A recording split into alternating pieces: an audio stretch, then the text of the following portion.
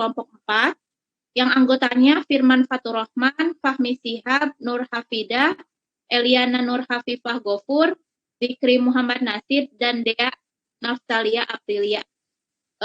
Semuanya silakan bersiap. Mangga silakan yang akan presentasi di-share dulu filenya. Tadi Evi yang mau men-share. Iya, Bu. Sambil menunggu, nah nanti kelompok 4 ini boleh bergantian mempresentasikan atau diwakilkan, tidak apa-apa, tapi yang jelas semuanya harus aktif. Dan kelompok yang lain, kelompok 1, 2, 3, 5, dan 6, harus menyimak dari awal sampai akhir dan nanti memberikan minimal 1 pertanyaan pada kelompok 4. Nanti yang menjawabnya silakan bergantian. Oke ya, dimengerti? Siap, dimengerti, Bu. Ya, untuk nanti jadwal review minggu-minggu yang akan datang, itu nanti saya random lagi siapa yang akan bertugas untuk berpresentasi. Yang jelas semua kelompok insya Allah akan kebagian presentasi ya. Kalau sudah jelas, silakan dimulai saja. Saya serahkan kepada kelompok 4. Ya, terima kasih, Bu. Mangga, Vi, share screen dulu.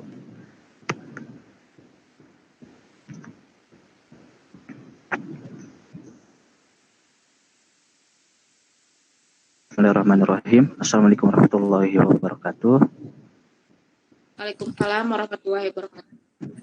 Yang saya hormati Ibu Asyifa selaku dosen pengampu mata kuliah praktikum biokimia. Yang saya hormati juga rekan-rekan semua warga kimia 5A. Assalamualaikum warahmatullahi wabarakatuh. Perkenalkan, kami dari kelompok 4. Di sini kami akan menyampaikan hasil diskusi kami mengenai materi yang pertama disampaikan, yakni tentang reaksi uji terhadap karbohidrat. Nah, pada kesempatan kali ini juga kami di sini dari kelompok 4 itu terdiri dari 6 orang, bisa rekan-rekan lihat di slide. Di sini juga mungkin kita lebih ke sharing ya, jika kami terdapat kesalahan atau apa, karena mungkin bisa nanti rekan-rekan perbaiki gitu pada saat setelah selesai presentasi. Mungkin untuk mempersingkat waktu, kita langsung saja mulai gitu. Mangga kepada ke Azikri.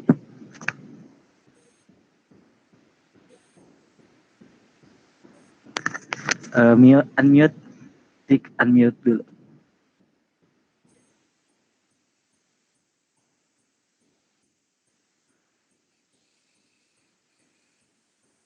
Jadi yang pertama ada tujuan percobaan ya. Tujuan yang pertama ada menentukan adanya kandungan karbohidrat dalam larutan sampel dengan tes molis. Yang kedua ada mengidentifikasi kandungan gula pereduksi dalam larutan sampel dengan tes Benedict dan tes asam pikrat.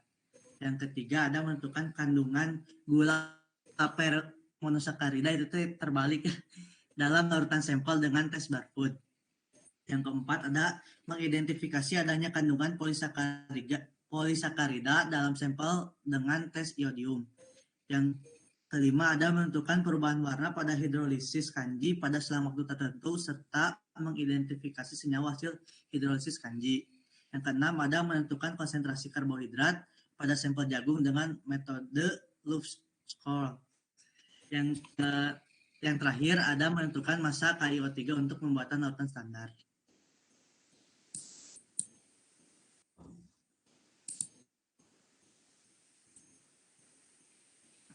Mangga langsung dilanjut aja.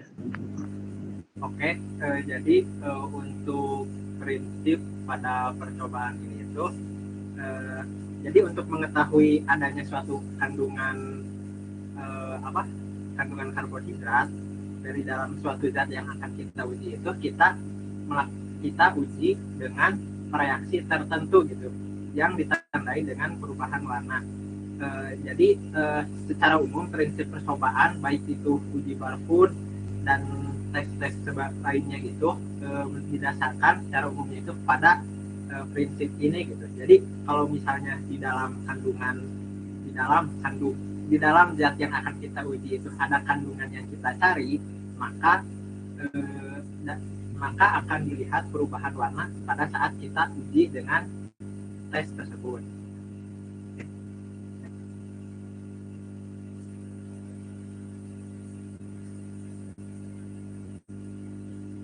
Nah, kalau itu prinsip umumnya secara itu. Kalau secara spesifiknya itu bentuk pengujiannya itu gimana? Ini seperti ini. Ada tes Morris, ada tes Benedict, dan ada tes Barfoot. Untuk pada tes Morris ini asam sulfat di tes Morris ini si asam sulfat itu akan hidrolisis ikatan glikosida pada karbohidrat yang kemudian akan mengkondensasi monosakarida sehingga terbentuk purpurar yang selanjutnya akan bereaksi dengan alfa naftol sehingga akan membentuk kompleks dengan terbentuknya cincin berwarna ungu. Untuk selanjutnya ada tes oksidasi gula atau tes Benedict ya. Larutan CuSO4 dalam suasana alkali akan direduksi oleh gula yang mempunyai gugus aldehid sehingga CuO atau tembaga oksida akan tereduksi menjadi Cu2O dan berwarna endapan merah bata.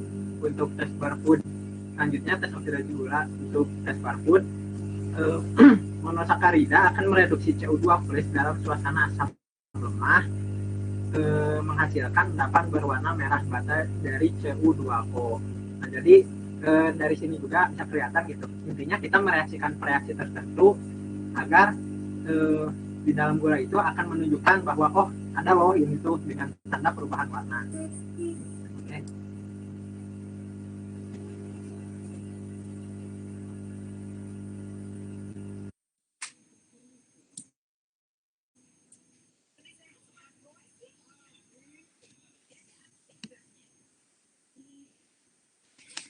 Kemudian selanjutnya ada tes oksidasi gula, yaitu tes asam pikrat.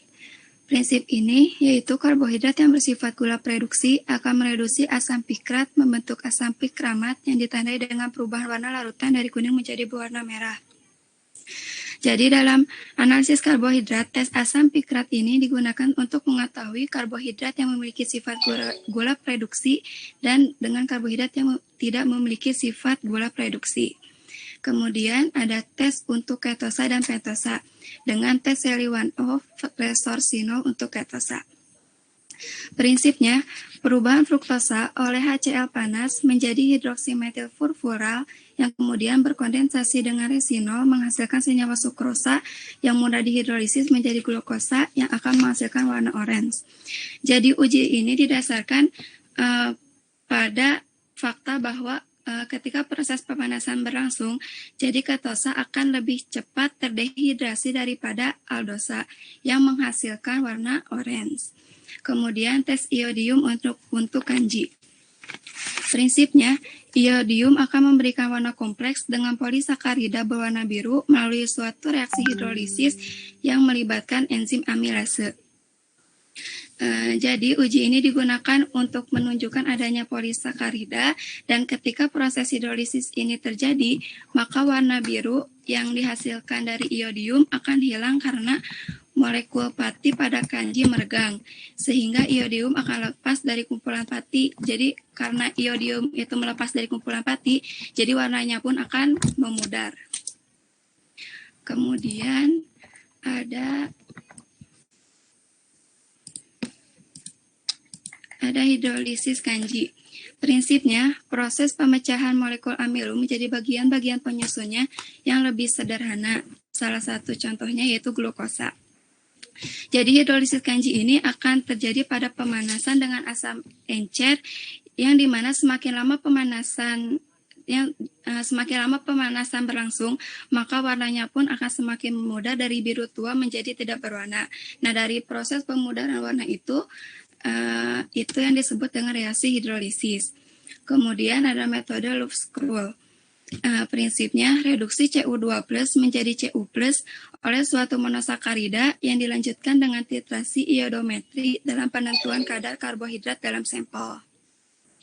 Jadi metode ini berdasarkan proses reduksi dari larutan Lufskrul oleh gula-gula reduksi yang melibatkan hidrolisis karbohidrat menjadi monosakarida yang dapat mereduksi Cu2+ menjadi Cu+.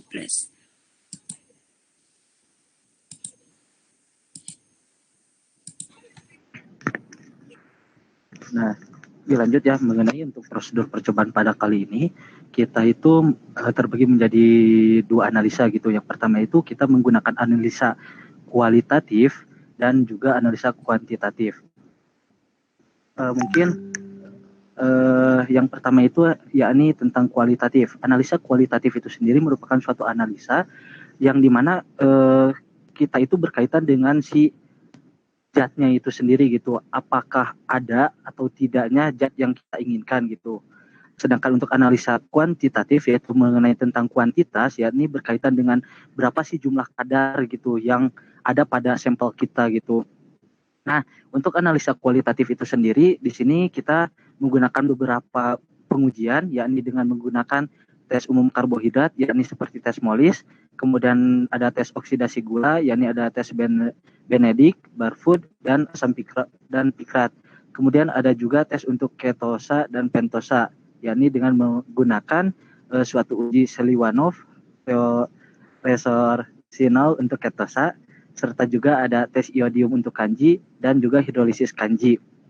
Nah, untuk selebihnya kayak tadi prinsip-prinsipnya sudah dijelaskan gitu mengenai analisa kualitatif yang ada pada gambar ini gitu. Mungkin lanjut.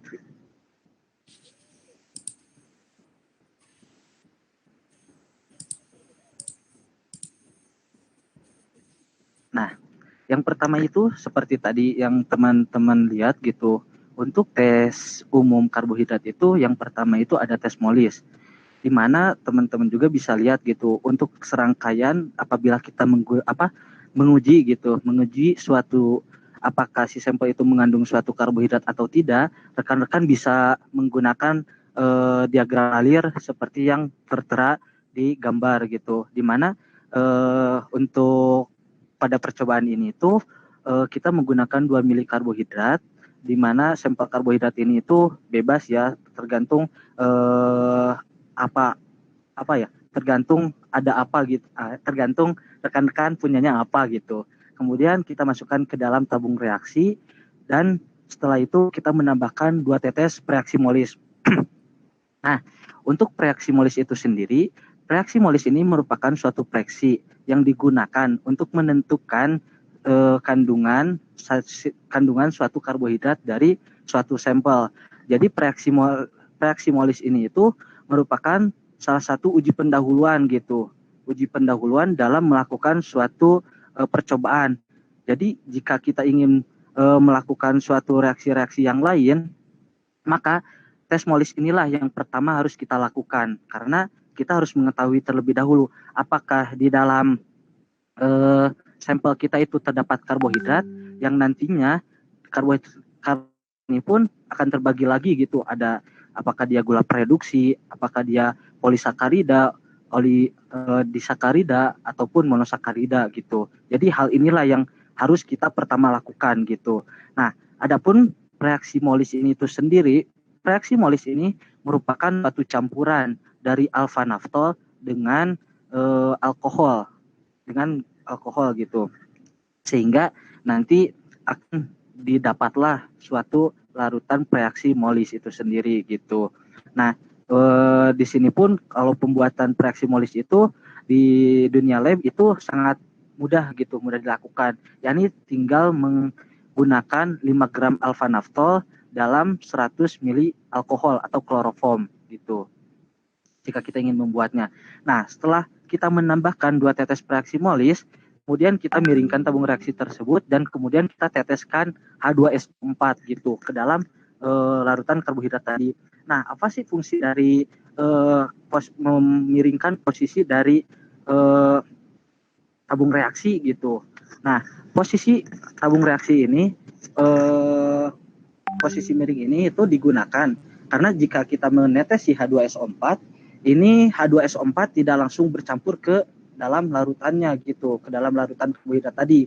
Melainkan si H2SO4 ini itu dia menjadi suatu lapisan gitu, lapisan yang akan memisahkan antara si tadi itu reaksi molis dengan si karbohidrat tadi gitu. Nah, adapun fungsi H2SO4 ini itu di dalam suatu reaksi molis ini, yakni dia berfungsi untuk menghidrolisis ikatan glikosida ya glukosa intinya ikatan glukosa yang ada pada karbohidrat tadi gitu. Sehingga nanti si ikatan-ikatan ini itu dia akan membentuk suatu furfural yaitu bagian terkecil dari glikosida itu, yang nantinya si furfural ini itu dia akan bereaksi dengan reaksi molis, yakni terkhususnya dengan si alfa naftol itu nanti akan bereaksi dengan alfa naftol. Nah, yang akan menghasilkan suatu ciri yaitu cincin berwarna ungu di antara reaksi tadi, di antara karbohidrat dan juga antara reaksi molis akan terbentuk cincin berwarna ungu gitu. Nah, pada dasarnya yang memberikan warna ungu pada reaksi ini ialah suatu kompleks yang ditimbulkan dari ikatan alfa naftol dengan furfural tadi gitu. Nah, bisa rekan-rekan lihat gitu di dalam slide bahwa reaksi yang terjadi itu seperti itu. Sehingga nanti akhirnya itu akan terbentuk suatu kompleks gitu antara furfural dengan si alfa naftol tadi. Nah, hasil akhirnya pun yakni suatu lapisan yang berwarna ungu antara zat karbohidrat dengan reaksi molis itu sendiri gitu untuk tes molis. Mungkin bisa lanjut ke tes selanjutnya yakni tentang tes Benedict. Nah, adapun untuk tes kedua ini merupakan salah satu lanjutan gitu. Setelah kita melakukan suatu reaksi molis, uji molis, yakni menentukan suatu karbohidrat apakah ada atau tidak dalam suatu sampel. Jika positif, maka kita bisa melanjutkannya. Apakah si karbohidrat ini itu dia merupakan suatu gula prereduksi atau bukan gitu. Nah, tes Benedict ini merupakan suatu tes yang digunakan untuk menentukan yang pertama itu menentukan apakah si karbohidrat itu dia monosakarida atau tidak. Kemudian apakah dia merupakan suatu gula prereduksi atau tidak gitu. Nah, apabila dia merupakan suatu gula prereduksi, maka tes Benedict ini dapat kita lakukan gitu. Nah, untuk prosesnya itu sendiri, tes Benedict ini bisa rekan-rekan lihat gitu. Untuk serangkaian pada percobaannya itu, rekan-rekan bisa mencobanya yakni dengan urutan seperti ini gitu. Pada umumnya seperti ini.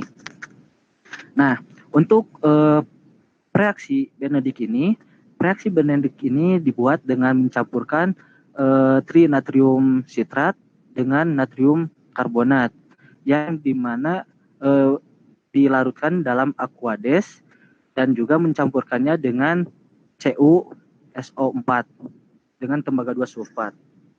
Nah, kemudian nanti setelah kita melakukannya yaitu setelah kita masukkan reaksi Benedict, kemudian kita campurkan dengan sampel karbohidrat yang kita punya, kemudian kita akan memanaskan si sampel ini. Apa sih tujuan dan fungsi dari pemanasan ini gitu. Nah, fungsi dan tujuan dari pemanasan ini itu ialah agar gugus aldehid pada sampel itu terbongkar atau terputus ikatannya dan dapat bereaksi dengan OH pada basa gitu. Karena pada umumnya tes Benedict ini itu dia dapat bereaksi, dia dapat berjalan jika suasana si larutannya itu dalam bentuk basa gitu. Nah, sehingga nanti apabila ikatan-ikatan yang ada pada karbohidrat ini dia terputus, nah yang diakibatkan oleh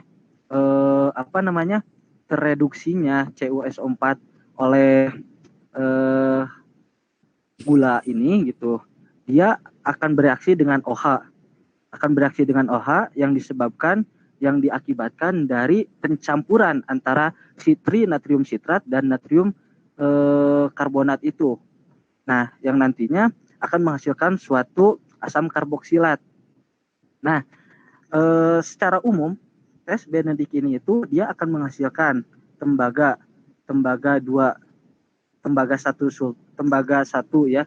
Jadi yaitu CU2O akan menghasilkan CU2O, yang mana CU2O yang dihasilkan ini itu merupakan salah satu hasil samping pada pembentukan asam karboksilat gitu. Nah, bisa rekan-rekan lihat gitu, di dalam suatu reaksi ini jika suatu gula atau karbohidrat itu direaksikan dengan Benedict, maka akan dihasilkan suatu asam karboksilat dan hasil sampingnya itu adalah berupa CU2O. Yang mana CU2O ini dia akan membentuk suatu endapan. Nah, untuk endapannya itu sendiri itu bermacam-macam. Bisa merah bata, bisa hijau, dan bisa kuning gitu. Kenapa sih bisa gitu berbeda-beda hasil sampingnya, endapannya?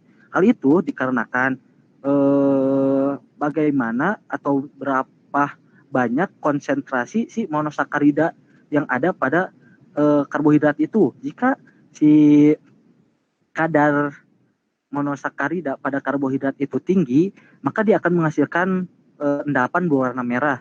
Tapi jika tengah-tengah gitu, dia akan menghasilkan endapan berwarna hijau.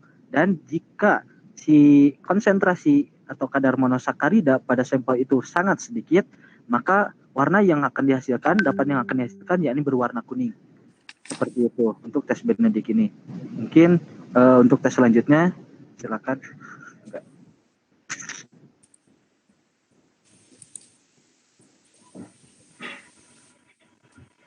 Oke, kita masuk ke tes barcode ya. Jadi pertama kita baca dulu cara kerjanya.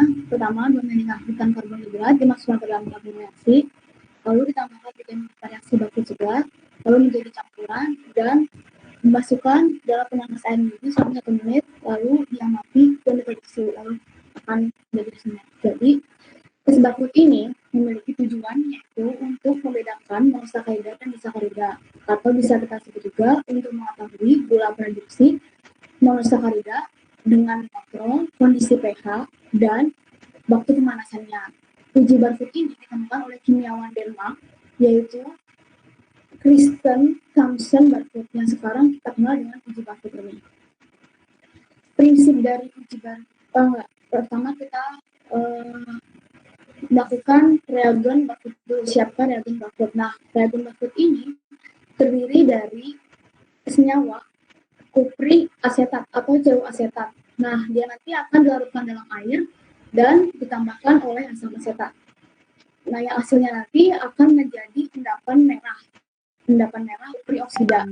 Jadi prinsip dari uji barcode ini berdasarkan yaitu bungkus karboksil bebas yang mereduksi ion Cu2+, akan membentuk Cu2O. Nah,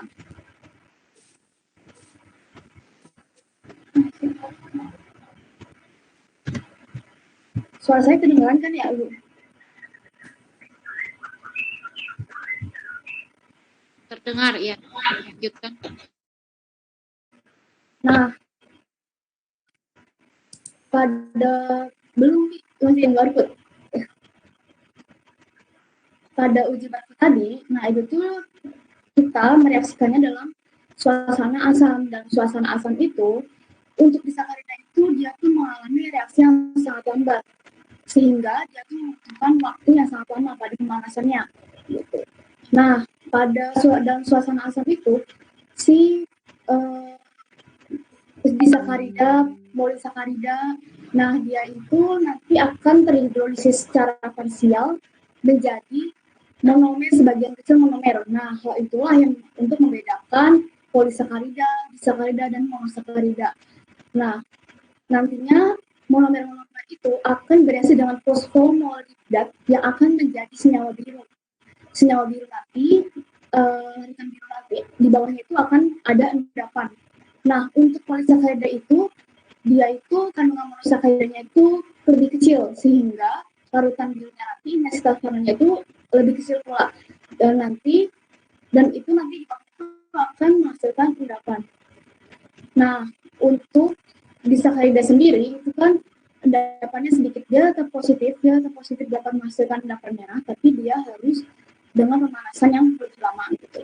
Pemanasan ini dilakukan itu agar karbohidrat itu dapat mereduksi ion logam yang artinya karbohidrat itu akan teroksidasi.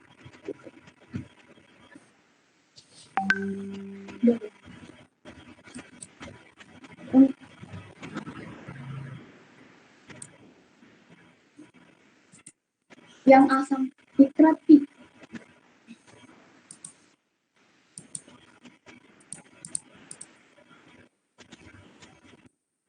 Nah, kalau untuk tes asam nitrat kita baca dulu ya. Larutan karbohidrat pertama diambil sebanyak 2 ml, dimasukkan tabung reaksi dan ditambahkan 0,5 larutan NO2CO3 1N. Masukkan ke dalam penapas air mendidih dan diprediksikan lalu menjadi hasil. Nah, untuk tes asam nitrat ini memiliki tujuan untuk mengetahui karbohidrat yang memiliki fungsi sebagai gula reduksi, memiliki sifat sebagai gula reduksi. Nah, yaitu dengan cara apa? Dengan cara mereaksikan asam pirat ini yang nantinya akan menghasilkan asam pikramat. Tes asam pirat ini nanti hasilnya itu akan menjadi larutan kuning yang berubah menjadi berwarna merah. Itu hasil positifnya. Boleh ganti.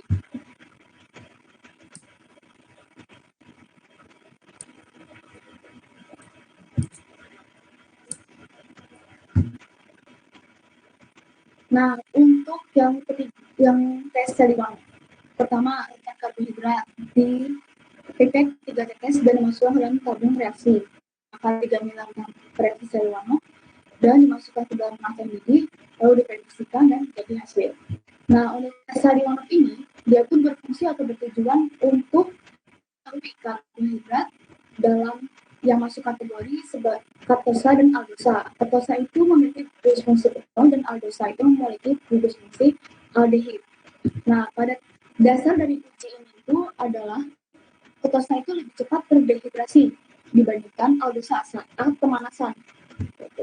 Nah, mekanisme reaksinya itu HCl dalam reaksi Seliwangi ini akan mendehidrasi gula menjadi furfural yang akan bereaksi dengan resorsinol membentuk senyawa yang berwarna merah ceri ini. Ya, betul.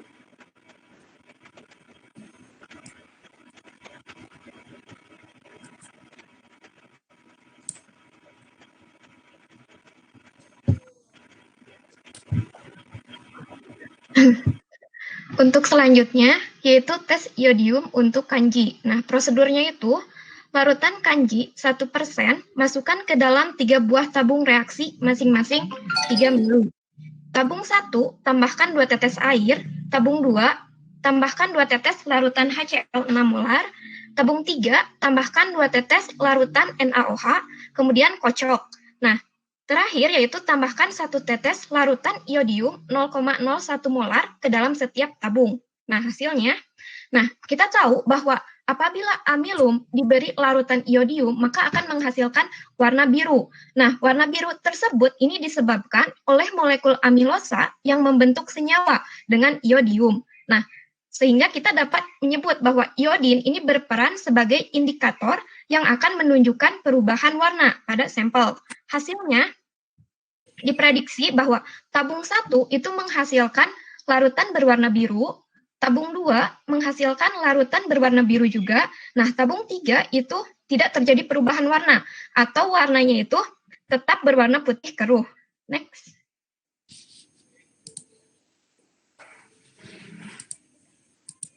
Nah, penjelasan singkatnya itu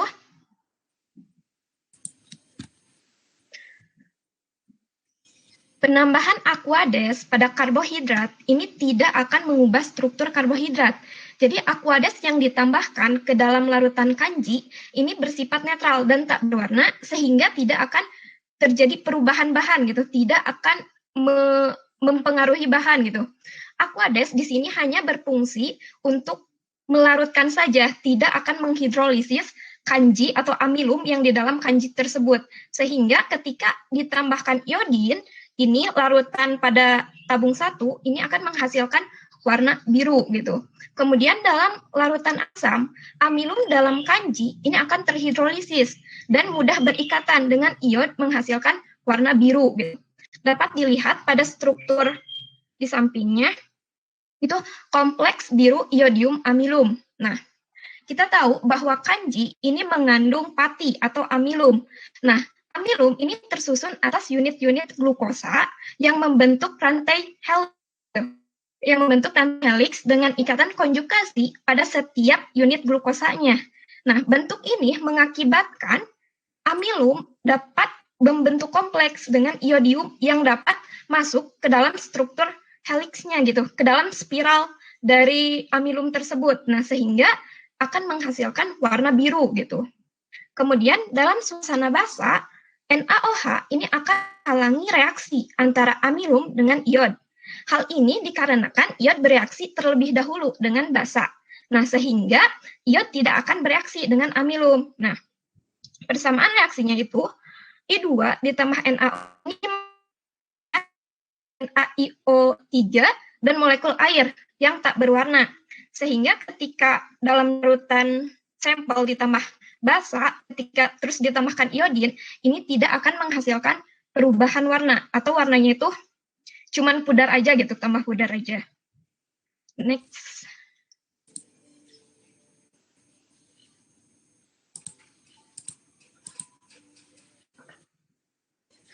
Nah, kemudian hidrolisis kanji, kita tahu bahwa hidrolisis artinya memecah gitu ya. Nah, dalam hidrolisis kanji atau pati ini akan mengalami proses pemutusan rantai oleh asam selama pemanasan menjadi molekul-molekul yang lebih kecil.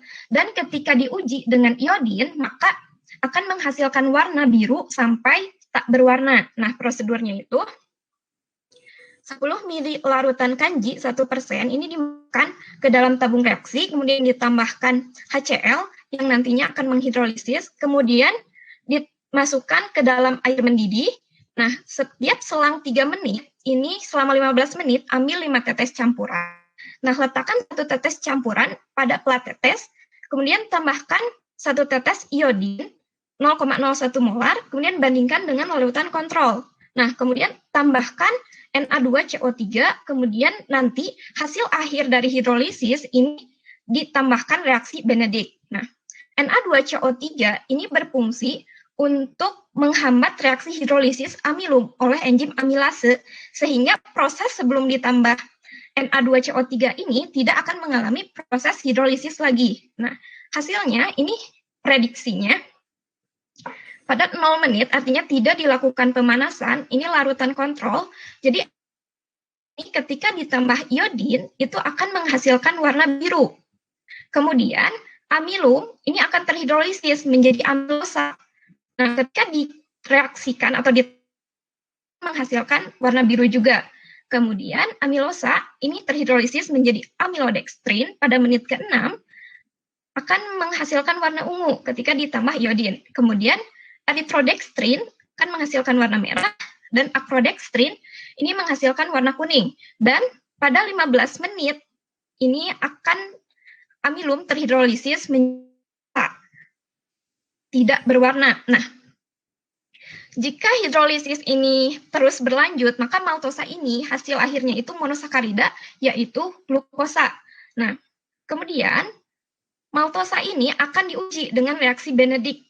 Nah, reaksi Benedict ini kan memprediksi apakah sampel itu monosakarida atau gula pereduksi. Nah, jika dia positif, maltosa, itu artinya nanti dia tuh akan menghasilkan endapan berwarna merah.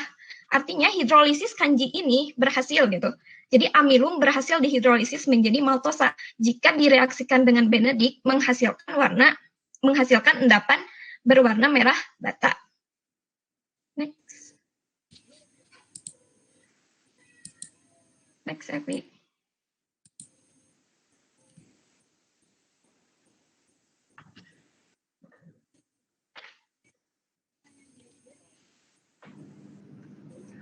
Nah, Sekarang setelah tadi kita melakukan suatu uji kualitatif, yaitu mengenai si sampel apakah ada atau tidaknya zat yang kita inginkan. Selanjutnya yakni kita melakukan suatu uji kuantitatif. Nah, di mana pada proses uji kuantitatif ini itu ada beberapa tahapan. Yang pertama itu yakni tentang perlakuan awal sampel itu sendiri. Nah, pada literatur yang diberikan bahwa sampel yang kita gunakan pada uji kuantitatif ini yakni berupa jagung. Yakni untuk proses perlakuan awal sampel pada proses kuantitatif ini yakni kita menggunakan 2 gram jagung yang kemudian 2 gram jagung ini kita gerus hingga halus, kemudian kita saring si gerusan tadi itu sehingga didapatlah suatu filtrat dari jagung tadi. Nah, filtrat yang dihasilkan dari jagung tadi itu kemudian kita encerkan hingga 50 mili pada labu ukur gitu. Nah, 50 tadi ini itu kita alikuat atau kita pipet sebanyak 10 mili dan masukkan ke dalam labu Erlenmeyer yang kemudian kita tambahkan kembali dengan aquades sebanyak 20 mili yang kemudian kita juga menambahkan 4 mili HCl dengan konsentrasi 25% yang kemudian kita tambahkan batu didih dan panaskan. Nah, fungsi batu didih ini pasti rekan-rekan juga sudah tahu gitu apa fungsinya, yakni untuk supaya menurunkan atau tidak terjadinya bumping gitu pada saat proses pemanasan ini. Nah, proses pemanasan ini dalam air itu selama 1 jam, kemudian kita dinginkan si larutan tadi itu. Nah, setelah kita setelah larutannya dingin, kemudian kita netralkan gitu larutan tadi itu dengan NaOH NaOH dengan konsentrasi 30% dan kemudian maaf ya itu ada 2 di diagram alirnya. Kemudian setelah kita netralkan dengan NaOH dengan konsentrasi 30%, kemudian kita tambahkan 10 mili larutan Lufscold pada campuran tersebut gitu. Yang kemudian kita ambil yang tadi ya larutan tadi itu, kemudian kita pindahkan dan ke dalam labu ukur dan kemudian kita encerkan gitu hingga tanda batas sebanyak 50 mili. Itu untuk perlakuan awal pada sampel.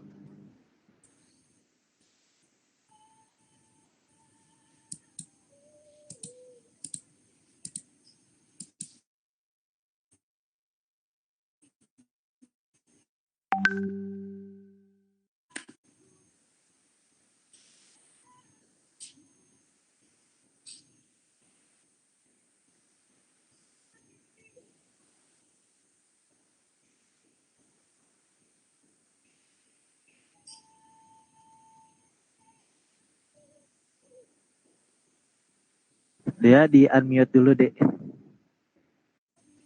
Nah, analisis kuantitatif sampel. Nah, dalam metode lab scroll ini, pH harus diperhatikan dengan cermat.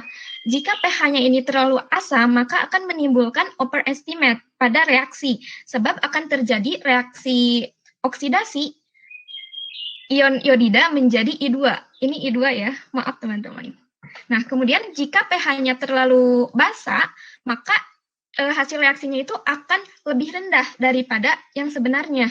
Hal ini terjadi karena iodida yang terbentuk itu bereaksi dengan air. Nah, untuk prosedurnya, ini 25 mili sampel masukkan ke dalam labu Erlenmeyer, kemudian tambahkan 4 mili larutan Ki, kemudian 6 mili asam sulfat, 6 normal, kemudian tambahkan 5 tetes amilum, kemudian dititrasi dengan natrium tiosulfat.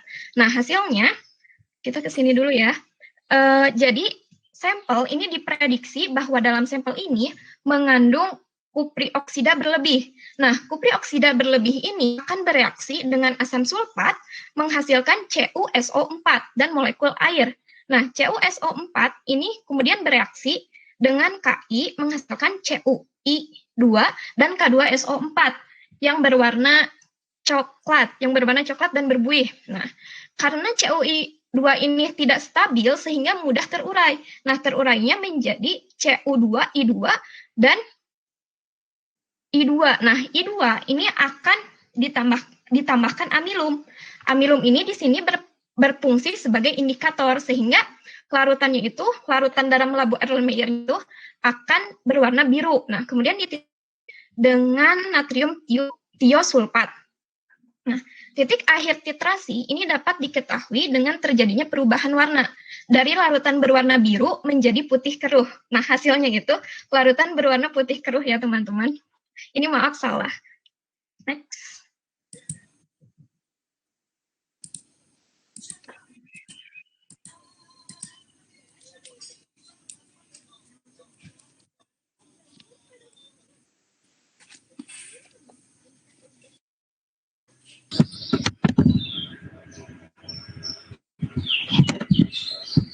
Nah, untuk standarisasi ini pertama kita hitung dulu kan, zatnya sebanyak 10,7 gram. Lalu kita resika, timbang sebanyak 10,7 gram, masukkan dalam gelas kimia dan larutkan dengan sedikit aquades. Masukkan dalam labu takar 100 ml, lalu ditambahkan aquades hingga tanda batas dan dimundurkan. Yang cukup.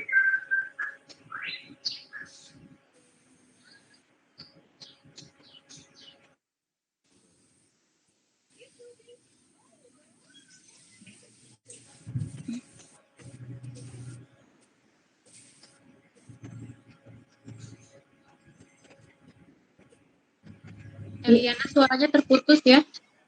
Tadi ulangi. Iya, Bu.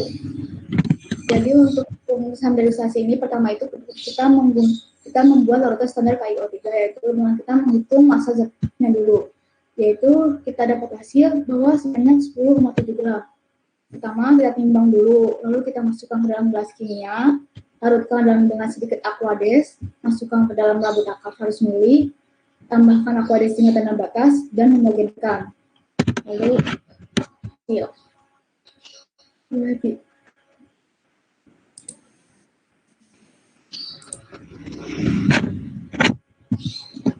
Nah, untuk uji kuantitatifnya, pertama kita baca dulu cara kerjanya ya. Masukkan 10 ml sampel ke dalam sabu Erlenmeyer, lalu kita tambahkan 10 ml Lubskull. Maka di sini kita nanti menggunakan metode Lubskull. Encerkan campuran dengan aquades sampai volume larutan 200 ml. Lalu ambil 10 ml larutan campuran, dipanaskan, lalu tambahkan 10 ml aquades.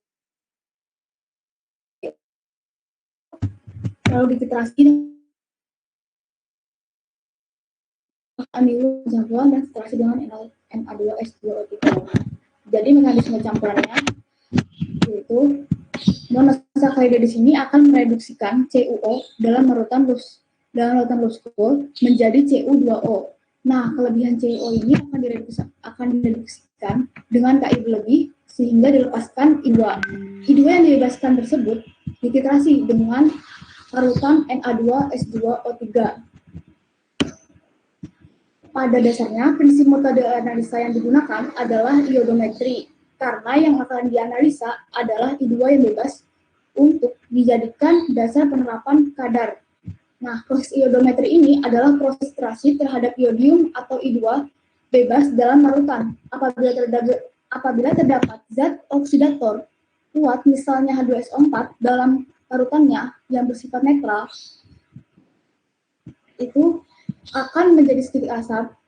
Penambahan ion iodida itu berlebih akan membuat zat oksidator tersebut mereduksi dan dapat membebaskan si I2 tadi. Gitu. I2 bebas ini selanjutnya akan dititrasi lalu dengan larutan standar Na2S2O3 tadi, sehingga I2 ini akan membentuk kompleks ion amilum yang tidak larut dalam air. Oleh karena itu, jika dalam suatu titrasi membutuhkan indikator amilum, maka penambahan amilum itu sebelum titik ekuivalennya. Metode ini baik dalam penentuan kadar karbohidrat dengan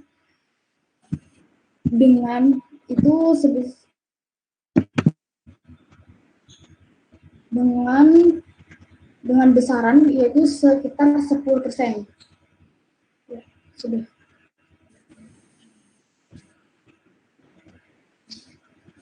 Ya, baik ya rekan-rekan semua, mungkin sebelum pada kesimpulan, mungkin kita buka dulu sesi tanya jawab ya kepada rekan-rekan perwakilan kelompoknya. Mangga, jika ada yang ingin ditanyakan kepada kelompok kami, waktu dan tempat dipersilakan.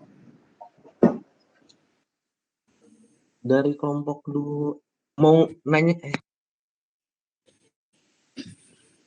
Sebutkan nama dari dan kelompoknya ya. Oh, ingin bertanya. Silakan. Assalamualaikum, izin bertanya. Assalamualaikum warahmatullahi wabarakatuh. Ada suaranya kan? Waalaikumsalam. Silakan Anwar, sebutkan kelompoknya kelompok berapa. Saya Muhammad Anwar Sada dari kelompok 2. Izin bertanya perkara tentang ini, tentang uji molis atau tes molis. Nah, kan di sana teh hasil akhirnya ada 2 pertanyaan, nggak apa-apa, Bu? Boleh. Oke, untuk pertanyaan yang pertama itu terkait uji molis ya. Kan di akhirnya itu terbentuk cincin. Terbentuk cincin berwarna ungu. Nah, pertanyaannya yaitu kenapa hasil akhirnya itu berbentuk cincin? Maksudnya kenapa kan si cincin itu mengapung di atas ya? Yang pertama itu kenapa mengapung di atas, dan kenapa bentuknya cincin? Kenapa gak ngumpul di tengah gitu, Bu, si kompleks tersebut? Gitu sih untuk pertanyaan yang pertama. Dan yang kedua itu, untuk pertanyaan yang kedua tentang tes Benedict ya, Bu. Kan maksudnya di akhir apa sih namanya teh, di akhirnya teh ada apa sih namanya teh? Hasilnya itu warna yang berbeda di tiap ininya, di tiap kandungannya. Nah, pertanyaannya itu kenapa warnanya berbeda seiring kandungannya berbeda gitu, Bu. Gitu sih. Keren juga sih kalimatnya. Ininya kayak gitu sih. Bisa nanggap gak, Mi, pertanyaannya?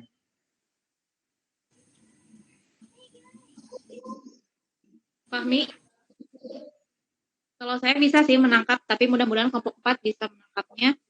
Pertanyaan dari Anwar, terima kasih. Saya kembalikan ke kelompok 4, mau langsung dijawab atau ditampung dulu, silakan. Mungkin kita tampung dulu aja ya, Bu. Mangga yang lainnya. Silakan kelompok lain. Halo.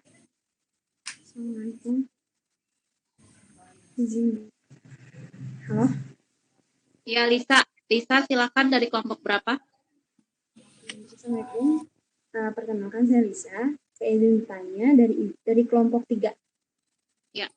Mengenai uji yang kuantitatif itu, kan setelah dititrasi ya, dengan natrium tiosulfat, bagaimana cara kita mengetahui jumlah kuantitas dari monosakarida yang terdapat dalam sampel?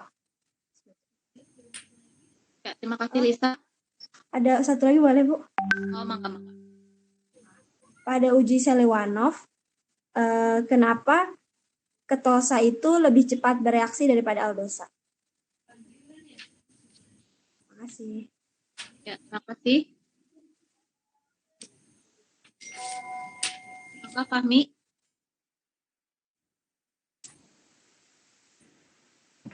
Ya, Bu, baru 2 kelompok 2 sama kelompok 3. Tampung dulu semua gitu ya. Tampung dulu semuanya, ya, baru kelompok 2 sama 3, silakan yang lainnya. Saya batasi ya pertanyaan satu kelompoknya 2 pertanyaan supaya tidak terlalu lama. Silakan. Kelompok 1, kelompok 5, 6.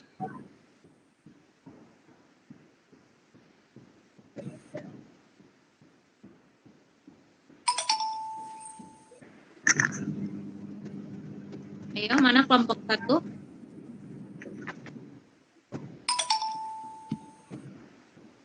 Ya, kelompok 4 bisa sambil dicari ya. Kalau secara langsung presentasi bisa sambil diskusi langsung mungkin ya. Tapi sekarang kita virtual online, jadi mungkin diskusinya via WA atau via apapun yang kalian gunakan. Semoga bisa menjawab pertanyaan-pertanyaan kita. Silakan kelompok lain, ada pertanyaan lagi? Kelompok 1, kelompok 5 dan 6 wajib ya. Minimal 1 pertanyaan dari tiap kelompok.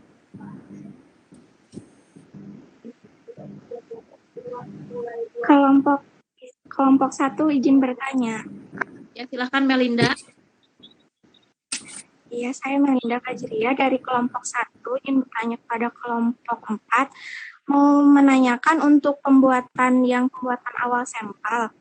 Itu kan dihidrolisisnya menggunakan HCl ya, asam.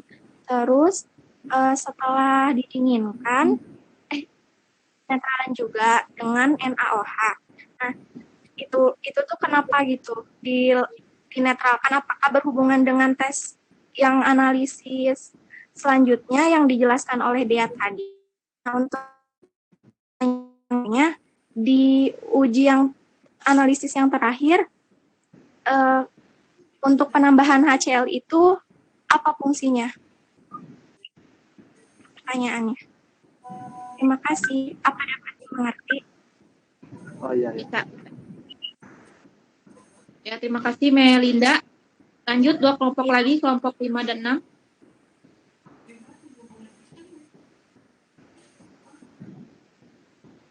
Ya, silakan kelompok 5 dan 6. Kelompok 4 yang bertanya, Bu.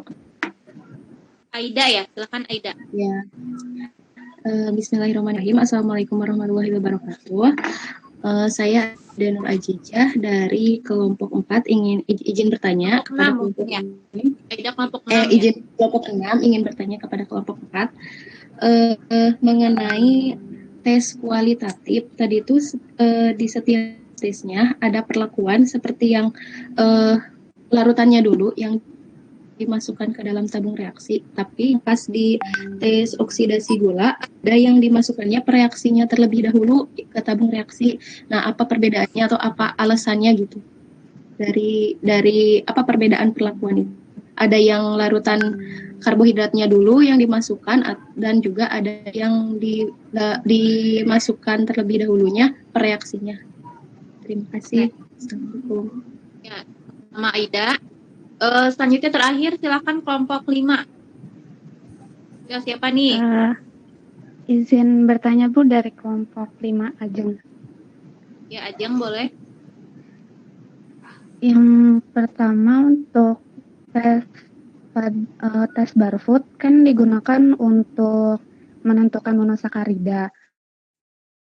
Membedakan antara monosakarida dan disakarida itu apa gitu di tes Barfoot. Nah, yang kedua, perbedaan antara reaksi Barfoot dengan reaksi Benedict. Makasih. Sama. Alhamdulillah semua kelompok sudah bertanya perwakilannya. Terima kasih ya. Saya kembalikan kepada Fahmi kelompok 4 untuk jawab pertanyaan. Ya baik Bu, makasih Bu. Mungkin ya rekan-rekan sambil kami berdiskusi juga pertanyaan yang lain, mungkin di sini saya ingin menjawab terlebih dahulu pertanyaan yang pertama yaitu dari Anwar Sadat, yakni mengenai uji molis sama uji Benedict kalau nggak salah ya. Nah untuk uji molis yang pertama itu kenapa sih cincinnya itu di tengah dan berwarna ungu gitu ataupun di atas gitulah cincinnya. Nah pertanyaan ini itu kenapa si cincin ini itu berada di tengah atau di atas atau di bawah? Pada dasarnya hal ini itu berkaitan dengan viskositas gitu. Dari sumber yang saya baca ya barusan, jadi perbedaan viskositas antara zat pereaksi si molis sama si sampel karbohidrat itu, dia itu kan pasti memiliki viskositas yang berbeda. Nah, oleh perbedaan viskositas ini mengakibatkan si cincin ini itu terbentuknya tergantung dari viskositas yang ada gitu. Apakah dia viskositasnya paling tinggi gitu, maka kalau viskositasnya paling tinggi, maka dia berada di bawah. Nah, apabila viskositasnya rendah,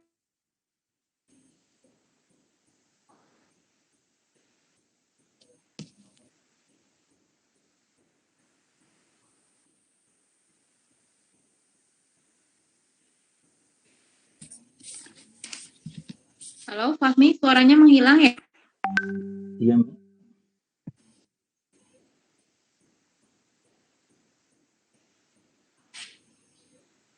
Tunggu sebentar.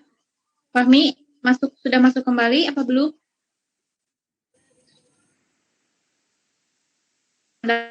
Nanti bisa dilanjutkan mungkin ya pertanyaan dari Anwar. Silahkan yang kelompok 4 di-handle dulu, mau menjawab yang lain, boleh?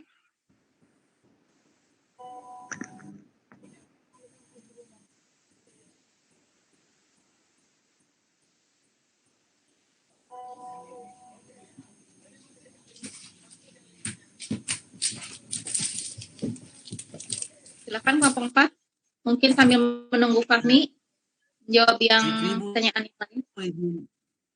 Ya Zikri izin Ya menjawab Zikri, mangga. Jeng ya, gimana cara ngebedain monosakarida sama disakarida pada uji barcode? Itu tuh dengan cara kita mengontrol kondisi pH dan waktu pemanasannya. Kalau sampel monosakarida akan lebih cepat membentuk endapan merah bata ketika dipanaskan. Terus yang kedua itu perbedaan uji barcode dan uji Benedict. Kalau uji barcode itu spesifik mengenai gula pereduksi monosakarida. Kalau uji Benedict itu untuk mengetahui ada atau tidaknya gula pereduksi secara umum, ada kayak monosakarida iya, disakarida iya, yang penting mah di dalamnya itu ada pereduksi atau tidak. Kalau barcode secara spesifik monosakarida. Ya, mungkin cukup ya penjelasan dari Zikri untuk pertanyaan Ajeng. Silakan dilanjut lagi. Izin Bu, tadi maaf keluar sinyalnya. Enggak Firman. Fahmi, balik. Maaf, ini Firman ada nggak ya? Tadi saya waktu presentasi nggak Firman? Presentasi Bu barusan. Oh iya. Enggak dilanjut Fahmi. Nah, ya pertanyaan tadi Sadat ya, maaf ya, tadi terputus sinyalnya. Jadi kenapa sih cincinnya ada di tengah atau di atas atau di bawah gitu? Ya, pada dasarnya itu semuanya dikarenakan viskositas dari sampel itu sendiri gitu. Semakin viskositasnya besar, maka si posisi cincinnya itu ada di bawah. Jika viskositasnya itu rendah, maka dia akan berada di atas gitu cincinnya. Nah, kenapa sih tadi juga kan di dalam tes Molis itu memiringkan tabung reaksi. Nah, fungsi dari memiringkan tabung reaksi itu dia itu supaya H2SO4 saat dimasukkan itu dia nggak langsung bercampur dan merusak si campuran tadi gitu, si larutan antara karbohidrat dengan si molis tadi gitu, melainkan dia bergerak secara perlahan melewati dinding gitu, sehingga terbentuklah cincin yang sangat bagus itu. Nah, pembentukan cincin ini itu dikarenakan si alfa naftol dengan si furfural yang dihasilkan dari karbohidrat tadi itu dia membentuk suatu kompleks. Nah, pada seperti mana yang kita ketahui gitu ya, suatu kompleks itu jika dia terbentuk maka akan menghasilkan suatu indikasi baik itu warna ataupun yang lainnya gitu. Terkhususnya warna ini, warna ungu ini itu merupakan hasil dari reaksi kompleks tadi itu. Kemudian yang kedua itu mengenai Benedict ya, kenapa warnanya berbeda di tiap jumlah kandungan monosakarida. Nah iya, jadi pada dasarnya itu semakin besar kandungan monosakarida, jadi perbedaan warna pada reaksi Benedict ini itu disebabkan oleh kandungan gitu, oleh kandungan si monosakaridanya itu, konsentrasinya yang ngebedainnya gitu. Nah, jika kita analogikan seperti ini dulu aja gitu, kenapa warnanya berbeda ya? Jika kita memiliki konsentrasi yang sangat tinggi, jika misalnya kita titrasi gitu dengan konsentrasi yang tinggi, maka warnanya itu akan lebih pekat gitu. Nah, tapi jika kita konsentrasinya sangat rendah gitu, jika kita tetesi, pasti warnanya mah akan kayak memudar gitu. Nah, kalau di molis ini itu sendiri hampir sama kayak gitulah gitu. Jadi semakin banyak si konsentrasinya itu semakin tinggi gitu si monosakarida atau banyak kandungannya, maka si endapannya itu akan lebih pekat gitu intinya. Nah, si pekatnya ini itu dia akan mendekati warna merah. Tapi jika dia kandungan atau konsentrasinya sangat rendah gitu, maka dia itu akan cenderung akan menghilang gitu warnanya itu. Jadi ada kalau ditambahin ini juga pasti warnanya mah gak akan jauh dari itu gitu, batas maksimalnya gitu. Mungkin kalau pertanyaan dari Sadat. Ya, terima kasih Fahmi. Jawabannya sudah cukup jelas, cuman saya ingin menambahkan tadi kenapa terbentuk cincin ya di tes MOLIS itu. Jadi cincinnya itu tidak selalu di tengah, tidak selalu di atas, itu bisa jadi di 3/4 larutannya. Pokoknya terbentuk cincin warna ungu. Nah, tadi betul penjelasannya pertama betul dari viskositas. Arti viskositas itu adalah ketebalan kekentalan ya. Jadi nanti ketika sampel diuji atau direaksikan dengan reaksi MOLIS, mereka akan berkumpul sehingga lebih kental. Akhirnya dia membentuk cincin seperti itu. Selain kekentalan juga atau viskositas, adanya juga massa jenis. Jadi nanti ada pengaruh massa jenis seperti misalkan kalau air dicampurkan dengan minyak seperti itu akan membentuk 2 lapisan atau ada beberapa endapan seperti itu ya. Terima kasih Fahmi untuk jawabannya. Dilanjutkan, silahkan untuk pertanyaan lain. Ingin mencoba menjawab dari pertanyaan Lisa, bagaimana cara mengetahui jumlah monosakarida yang terkandung dalam sampel? Jadi dapat dilihat pada tabel 1 di modul. Jadi pertama itu kita tuh titrasi dulu belangkonya. Nah, nanti kan diketahui tuh jumlah natrium tiosulfat yang digunakan. Kemudian kita titrasi sampelnya. Ketahui pula nanti tuh jumlah natrium tiosulfatnya. Kemudian selisih dari titrasi belangko sama titrasi sampel tuh berapa. Nah, misalnya di sini tuh misalnya 5 mili tiosulfat ini pasti mengandung 12,2 mg monosakarida gitu. Itu aja. Dea ya? Iya. Dea, jawabannya betul. Jadi itu kenapa saya melampirkan tabel yang paling bawah di modul 1. Memang kalau misalkan kita praktikum, dibandingkannya atau ukurannya itu dengan tabel tersebut. Jadi tadi caranya betul oleh Dea disebutkan, tapi ada beberapa juga tabelnya berbeda-beda tergantung dengan jenis sampelnya. Jadi tapi itu adalah tabel standarnya. Nanti mungkin ada kondisi tertentu yang tabelnya berbeda seperti itu. Ya, terima kasih Dea. Dilanjutkan untuk pertanyaan lain. Ingin mencoba menjawab yang Melinda, kenapa pada perlakuan awal sampel itu si sampelnya tuh harus dinetralkan. Jadi jawabannya itu yang tadi dijelaskan. Jadi jadi pada tes lab scroll ini tuh harus diperhatikan pH-nya. Nah, kalau sampelnya itu terlalu asam, maka si ion iodidanya itu akan dioksidasi menjadi iodida sehingga hasilnya itu kurang akurat nantinya gitu. Jadi harus dalam keadaan netral. Mungkin seperti itu. Betul ya, karena uji apa yang itu yang ditanyakan? Lab scroll itu, Bu. Lab scroll itu memang harus tergantung pada pH. Tadi ada HCl, ada NaOH, itu kan jelas ya untuk penetral asam maupun penetral basanya ditambahkan larutan itu. Ya, terima kasih. Selanjutnya silakan pertanyaan yang belum dijawab.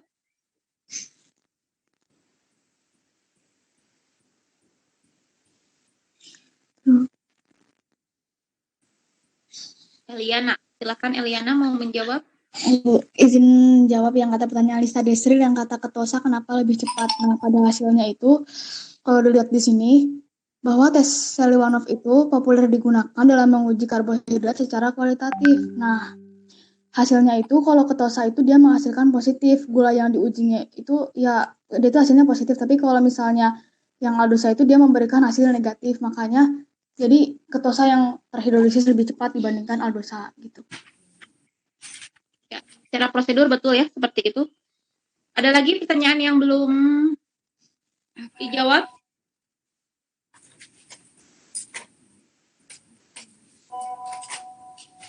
Sudah ya?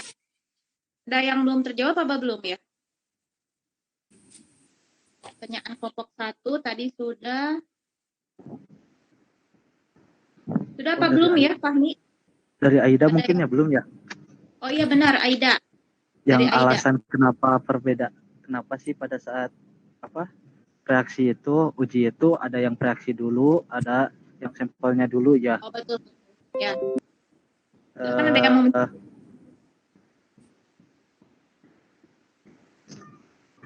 terus Firman, mana Firman suaranya? Ayo ajukan pendapatnya.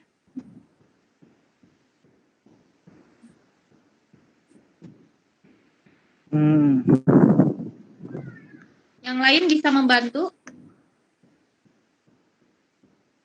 Kenapa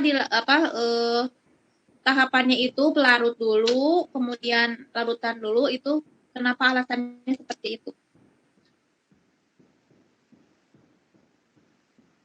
Coba tadi siapa Evi bisa ditampilkan yang mana prosedur yang seperti itu ya? Yang Benedik, Bu. Kalau nggak Benedik salah ya? itu. Jadi Benedik itu dia reaksi Benedik dulu, baru kemudian si sampelnya dimasukkan gitu. Kan kalau yang lainnya, kalau si molis ataupun sejenisnya itu biasanya sampelnya dulu.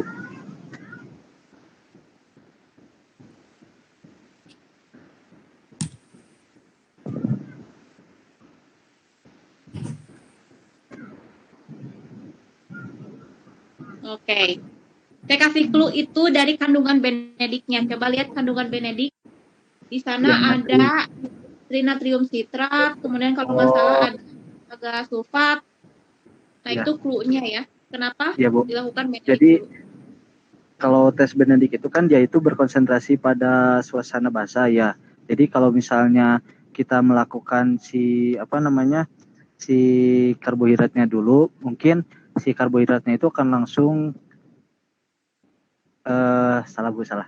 Jadi kenapa sih reaksi Benedik gitu? Karena kan pada tes Benedik ini tuh dia yang pertama di dalam suasana basah gitu, dalam suasana basah supaya terjadi tembaga CO2 oksida gitu. Nah, gimana ya? Jadi si ini itu dia supaya enggak langsung mereduksi gitu, Bu. Lebih enggak langsung cenderung mereduksi si bahannya itu gitu. Kalau misalnya si sampelnya dulu, dia akan langsung mereduksi gitu, dan mungkin hasilnya itu nggak bakal sesuai gitu. Tapi kalau misalnya si reaksinya dulu, dia itu kan udah ada dalam satu rumpun gitu, kayak dia udah ada OH-nya di sana itu, dia udah ada CU-nya, jadi si ini tuh yang akan bereaksinya itu udah terpecah belah gitu, sehingga nanti saat ditambahkan dengan karbohidrat, dia akan langsung bereaksi antara misalnya gula dengan CU-nya dan OH-nya gitu. Mungkin gitu. Ya. Betul ya, ini terkait dengan redoks, reduksi dan oksidasi. Jadi kalau misalkan Benediknya kita larutkan setelah sampel, itu nanti bisa saja si larutan Benediknya teroksidasi atau tereduksi. Jadi nanti si campuran-campuran larutan Benedik seperti tritanium sitrat, tembaga sulfat itu tidak akan sempurna menjadi suatu larutan Benedik. Malah mereka akan teroksidasi oleh campuran lain seperti itu. Hubungannya dengan reduksi dan oksidasi. Ya, silahkan jika ada pertanyaan yang belum terjawab atau sudah selesai ya pertanyaannya. Firman. Dari kelompok 6 Aida udah, dari Mei udah, tentang NaOH sama KCl ya, HCl. Ya. Silakan yang tadi bertanya, kalau misalkan ada yang belum terjawab, silakan langsung interupsi saja, kecuali kalau sudah selesai. Kalau sudah selesai, mungkin kita applause dulu ya untuk kelompok 4. Applause dulu. Sebelum nanti kesimpulan yang akan disampaikan oleh kelompok 4, saya berikan apresiasi yang tinggi. Kerjasamanya cukup baik, presentasinya tadi dilakukan bergantian, kemudian menjawabnya pun bergantian. Mudah-mudahan yang kelompok lain bisa sesuai dengan kelompok 4 ini ya. Pendahuluannya alhamdulillah dimotivasiin yang motivasi yang baik. Saya nggak tahu kalian itu membuat grup WhatsApp yang lain atau gimana. Yang jelas saya rasa hasil presentasinya cukup baik. Terima kasih ya kelompok 4. Silakan menyampaikan kesimpulannya untuk hari ini.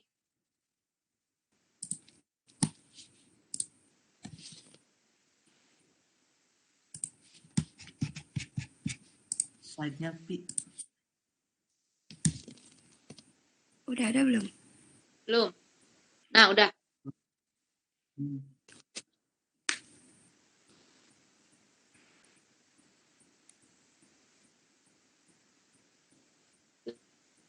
Kesimpulan siapa? Belum ada. Jadi kesimpulan dari adapun kesimpulan dari judul ini uji karbohidrat setelah